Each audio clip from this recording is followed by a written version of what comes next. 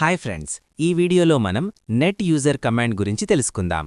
మీ యొక్క Windows 10 are 11 search bar నందు cmd అని ఎంటర్ చేసి దానిని రన్ యాజ్ అడ్మినిస్ట్రేటర్గా ఓపెన్ చేయండి. మీకు కమాండ్ ప్రాంప్ట్ విండో వస్తుంది. అందులో మీరు ఏదైనా అకౌంట్ను యాక్టివ్ చేయాలంటే ఈ క్రింది కమాండ్ను టైప్ చేయండి.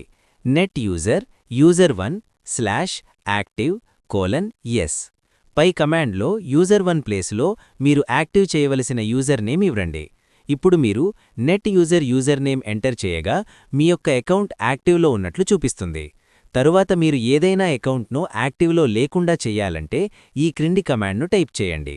Net user user1/active:no.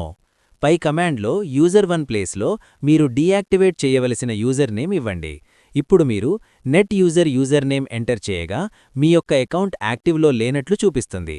ఈ కంటెంట్ మీకు నచ్చినట్లయితే లైక్ చేయండి, తప్పకుండా సబ్స్క్రైబ్ చేయండి. Thanks for watching.